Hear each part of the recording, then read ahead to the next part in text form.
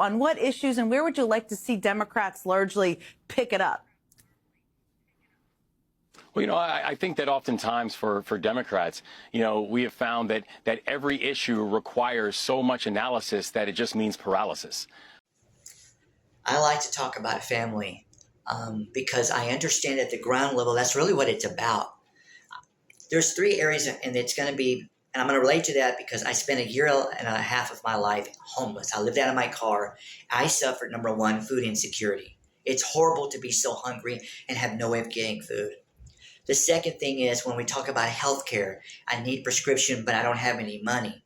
And how many people are scared right now because maybe for mental health or for their children, diabetes, the list goes on. But they can't afford it because if you're not working, how can you have healthcare? And the third thing is housing. With so many layoffs from the government and corporations, people are scared that they might have to leave their apartment or get kicked out of their home. Where are they going to go? And that's the everyday connection that I feel like I make. And that's why I'm calling on everybody that if you have the way and means to help, please help your communities. Please reach out. Listen, we have religious organizations, regardless of what religion you are. You need to be leading. Whether you're the church leader or the pastor or whatever, you need to be leading. Nonprofits are working hard and need resources, whether it's clothing, it's food, people helping, because our fellow Americans, that's right, our fellow Americans are suffering. I was in line the other day at a grocery store and I got right in.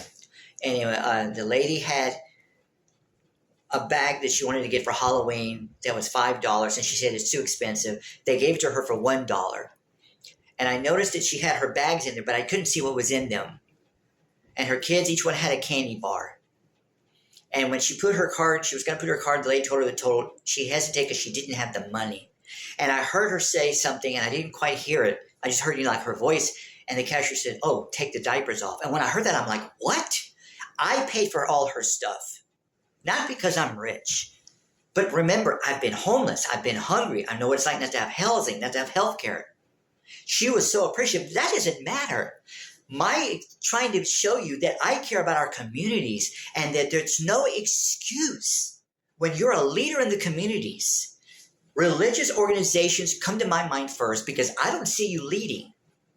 I see, for instance, the Houston Food Bank doing work.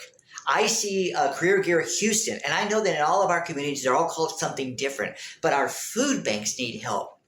There's people who need diapers. There's people who need baby food and things like that. Please, just because people use their money differently, whether it's cash or SNAP, differently than you, stop being judgmental because you think they should only buy a certain kind of food. That doesn't make sense. If someone spends $400 in cash when they have work on their groceries, all you're doing is spending it temporarily receiving help. It's temporary. And when you criticize, because you say, "Oh no, there's too many people that are on there that are just goofballs. They're not really needing it." 2%? Shut up. Because again, I've been homeless. I know what it's like to have housing issues. I know what it's like to have food insecurity. And I know what it's like not to have health care. Let's do more. I'm calling out all our leaders in our communities. You need to lead and provide and stop making excuses. And for the Christians, here's this part. The second commandment, Jesus said to love your neighbor as yourself. And when you're not helping our communities, we see that. And you're disobeying Jesus.